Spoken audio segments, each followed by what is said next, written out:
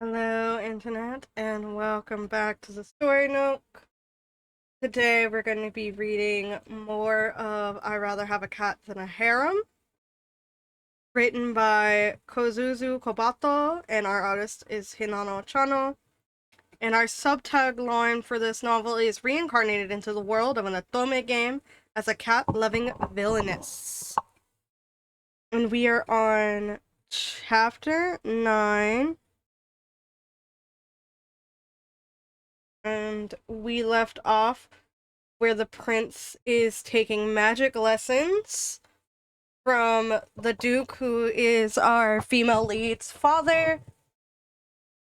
But go ahead, grab your tea, your coffee, your hot cocoa, your liquor, whatever it is you want to drink, and join me as we read. My drink for today is V8 Strawberry Banana Splash, or whatever it's called. Either way, it's V8. I'm getting my vegetables juice today. So woo!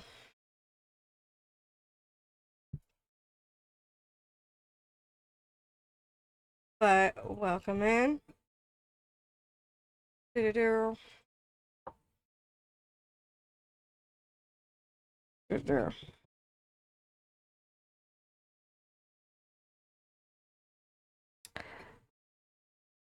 So, yeah, I think I said where we left off of. So let's continue forward, because we've got more of this chapter to read, and maybe we might actually finish it today. Who knows? This tool was designed so that the magic wavelengths coming from the magical stone inside change depending on where the hands are pointed. Therefore, only when the hands of two of these magical tools are aligned to the same number is communication between them possible. By changing the combination of the hands, one could finally restrict the range of communication, making it possible for those in need to be in contact with each other. Right now, each department has been assigned their own number, said Joshua. But as long as the hands on any device can be set to the same position, doesn't that mean random people can jump in on the communication line too? Joshua looked pleased with Edward's question. You noticed that, did you? Yes, it's possible. A random person could even listen in on the conversation without saying a word, completely unnoticed. I intentionally didn't add a feature to block others from doing that, so that it wouldn't be used to hatch evil plans. With that feature, people would be able to hold secret discussions without meeting in person, and without leaving physical evidence, like letters, behind. From there, it wasn't a stretch to assume people would come up with the idea of using it for evil. At least I didn't think it was a stretch, but Joshua looks rather amused, thought Edward. If I added that function, that tool would have become too large and heavy to carry around comfortably. I would have also had to use a much higher quality magical stone as the conduit, which would have caused issues on both the technical and financial end of things. Edward blinked in surprise, completely thrown for a loop at his answer. Although it was a perfectly reasonable train of thought for an engineer. Well, there are certainly others who think the same way you do, Joshua continued. I've heard there might be some departments that specialize in intercepting communication lines day in and day out. Edward wondered if this might have been why several aristocrats had recently and suddenly lost their standing without a reason being publicized, but he wisely didn't bring it up. We should be explaining the tools that are given to people before they are used, admitted Joshua, but it's very strange that there are so many people who don't connect the dots like you did. And you're not even an adult. Edward also kept it to himself that the director was strongly reminding him of Alec whenever he would play pranks on unsuspecting people. I heard that this magical tool was your invention, Director.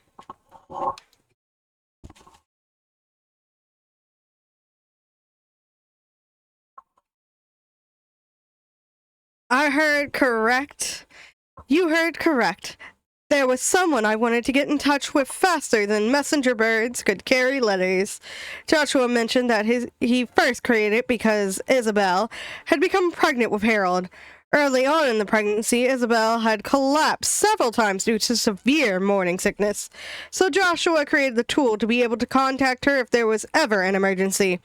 As it happened, a high official had seen it, and at his request, Joshua created a simplified version that could be mass-produced, and it grew into the popular tool used today.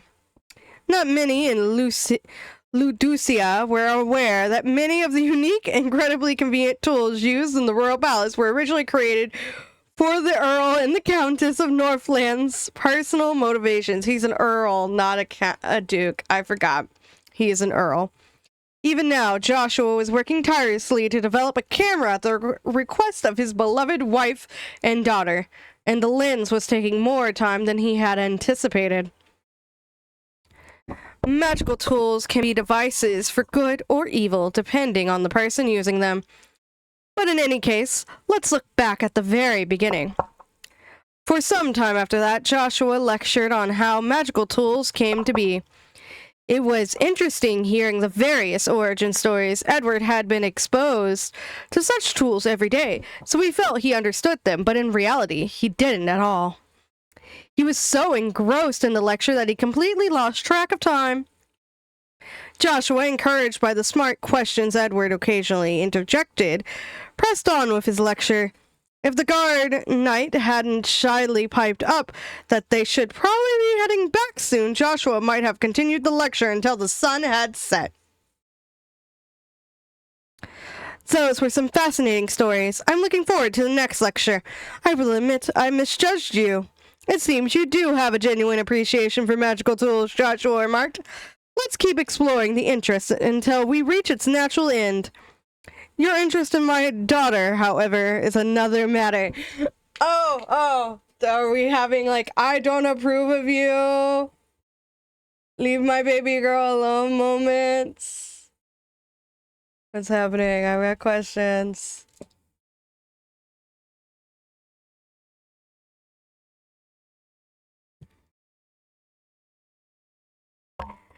Edward started in surprise. Until that moment, they had both steered clear of breaching the topic of Amy.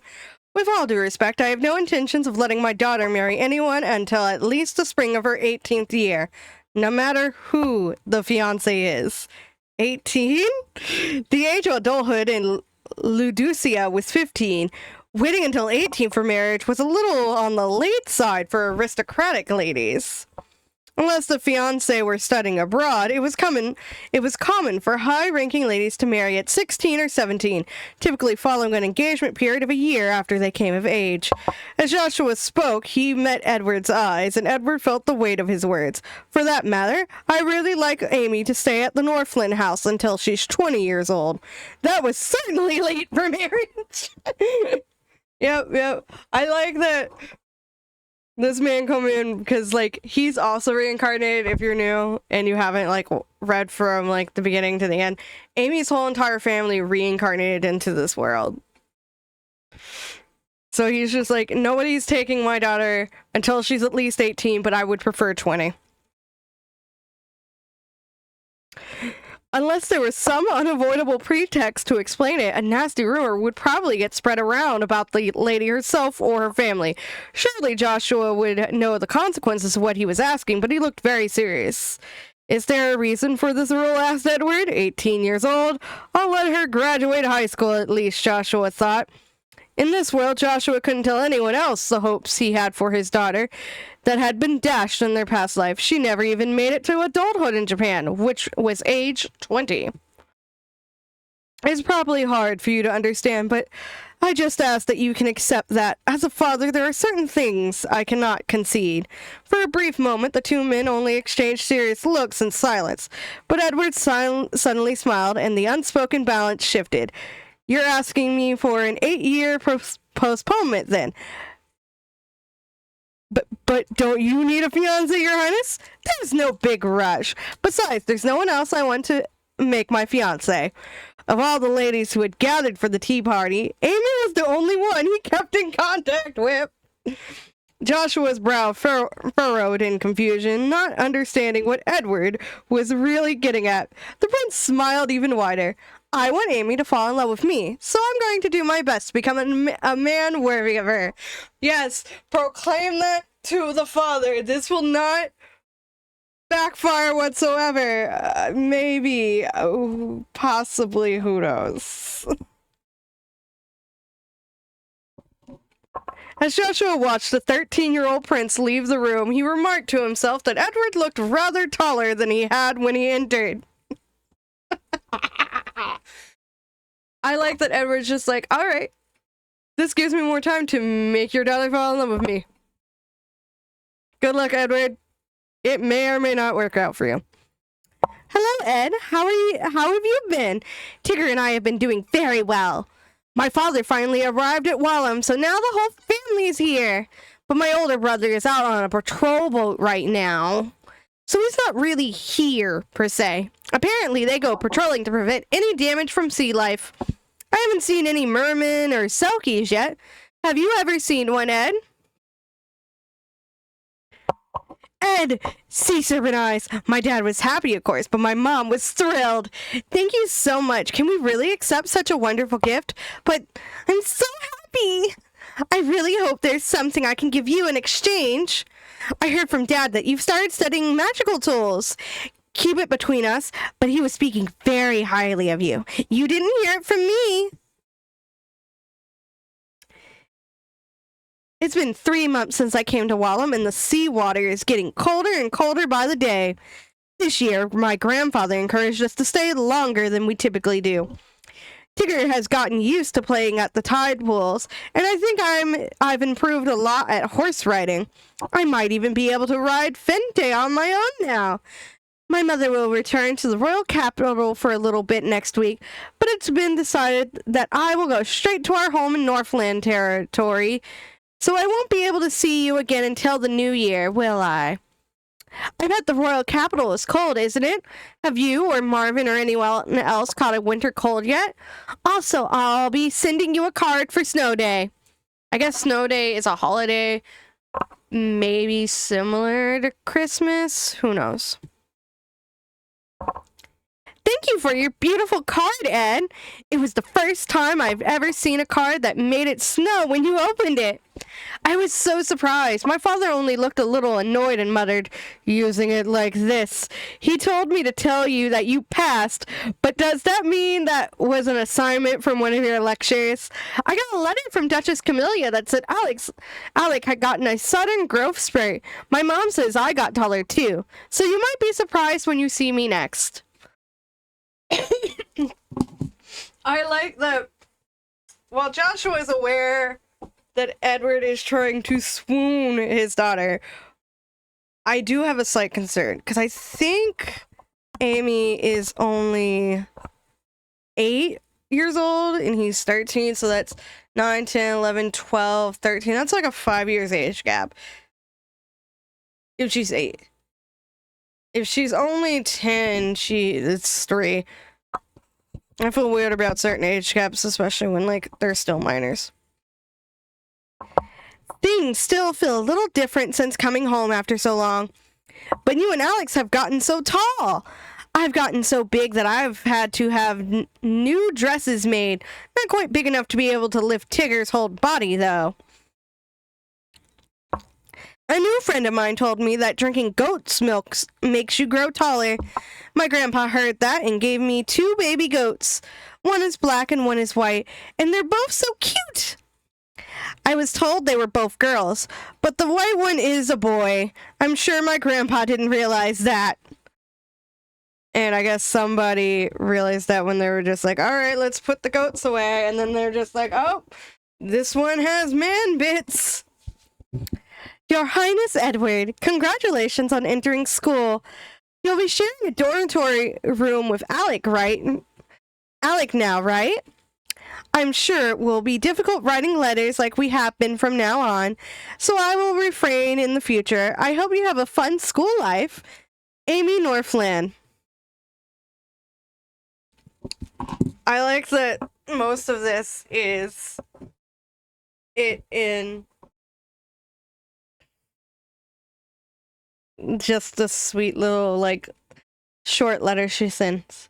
Ed, do you really mean it when you say we can continue with these letters? I'll continue writing as I usually did then. But don't feel pressured to respond or anything, okay? Have you gotten used to school and life in the dormitory? You just miss being in classes with my brother. He's graduated now. But Harold said he was going to come visit next month because there was something he had to do there. I really want to try taking one of Sir Dion's magic classes at school, too.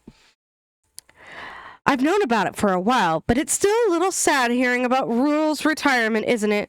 But at least he'll still carry out letters for us as he always has. Oh, Rudel retired from his job. Rudel is no longer official messenger bird. Oh, poor Rudel. After taking a bath at the bathhouse on Margrave Wallam's estate, Amy returned to her room. Droplets of water were falling from her black hair, so she conjured wind to dry it. Amy's magical beauty routine was quite laborious, having to adjust the magic power to account for the season and her own physical condition. Nevertheless, she followed the advice of her mother, who emphasized the necessity of grooming. Hair and skin are important, and Amy had achieved a precise level of magical control because of it. Now, 14, Amy's body was still chubby, but she had become much taller. And with her long limbs and pointed chin, she didn't look quite as round as she once did. Compared with other girls her age, however, the difference was clear. To put it simply, Amy was somewhat, perhaps a little, well, plump. This was also evidenced by the fact that she was still cherished by the Duchess of Culverdale as a specially acknowledged friend. When Amy opened the door to her room, she could hear Tigger's high-pitched meow and the sounds of his toy ball rolling around. Tigger had become much less shy of strangers compared to when she adopted him, but he still loved Amy most of all. It had been 4 years since she adopted him. Because they had developed such a secure bond over the years, he became less anxious even when Amy was out of sight. He was now capable of occupying himself alone, like he had been with the ball. The ball had a bell in the middle and was roughly the size of a small kickball. Strangely, Tigger had become obsessed with it. He typically didn't show much interest in toys. Maybe he liked the quiet sounds of the bell, only audible if you listened it very carefully. He deftly rolled it around with his front paws and chased after it. The ball had lasted for such a long time because he never clawed at or bit it. Looks like you're having fun, Tigger. Amy couldn't help smiling at the sight of her cat playing as if in a trance. The ball rolled up to her feet and she swiftly picked it up, and Tigger followed it up to her hand and jumped for it. Amy stumbled as she caught him, and then she hugged him tightly. Ah. Soft and fluffy as always. A farewell party had been held that night because Amy and the others were returning to the royal capital the following week. The adults were still at the party, but Amy had excused herself early to go back to her room. She sat on her bed and held Tigger. She had many acquaintances, but she had not gotten used to so many people being around her at once, and she was totally exhausted. Same, girls, same. I get exhausted dealing with people all the time. Hydration break. Amy would begin going to school in the capital the following month. Ooh, yay! She gets us to go to school. Although she had been a student in her past life, things would probably be very different in this world. She was quite nervous about the huge changes that were about to happen in her life, but she was equally excited too. Her thoughts turned to her study of magic, which had not yet truly begun. Her healing magic had improved considerably, of course. But magic was the sort of thing where there was no real end to your learning. There was always room to improve. Over the past few years, Amy had been helping out with the Duchess's Cat Club, working alongside a veterinarian to help provide medical treatment to animals. Even with the Cat Club, Amy needed her magic to protect each cat. That realization helped Amy decide what she should be doing with her life. Wherever Amy was, the driving motivator was that inspired her had always been and would always be animals. Several cards had recently been placed on the sideboard suddenly caught her eye. There were ones from Harold, who had become a traveling hunter, Edward, who was in the royal capital, Alexander, Sir Dion, her professor of magic, and several fellow cat lovers. Everyone was eagerly awaiting Amy's return to the royal capital for school. If an Atomi game were to begin, it would probably start while I'm a student, because that's the trope. But then again, Amy rationalized that she had not seen the hypothetical heroine ever since the day of the Kraken hunt, either in Walham or the royal capital. That didn't mean her worries were completely gone. What's important, she reminded herself, if you don't lose sight of that, and if you do everything you possibly can, things just have to turn out okay. Yeah, I can do this. Holding the utterly exhausted Tigger against her chest, Amy slumped down into her bed, her heart warming at Tigger's soft purring. You're more likely to have sweet dreams when you sleep with someone you love. And her love is cats. Almost immediately after Amy reached out and turned off her bedside lamp, she and Tigger snuggled and fell off together into the land of dreams. Oh, and then we've got our intermission, which we will read on the next story, Nook. But look at that. We finished chapter 9. So thank you all, everyone, for being here. I hope you all had a great time. I had a great time reading. Remember to stay hydrated. Let me pull up the Patreon Ko-fi supporters so I can read their names. Where are they? List. So, supporting me on Patreon Ko-fi, you get early access to all my videos, scripts I write, and my artwork and all that good jazz. And you can commission me on Ko-fi and get your names read in the credits. So, woo. So, thank you very much to my Patreon Ko-fi supporters, Tweet Tea Cakes, Kaleidoscope Chicks, Axel1154, Cassie G, Jadas DS, Axel Alcaraz, Semi-Random Sevens, and Micah. You all are way past cool. Thank you very much for being here. And if you guys want to help support me in other ways, I have Redbubble, where you can get my artwork on stickers. I've also been writing short stories and publishing them. So if you want to read some cute, adorable, fluffy gay shit, that is also available. And so, yeah. So everyone have a lovely day. Stay safe. Stay hydrated. All that good jazz. Bye-bye.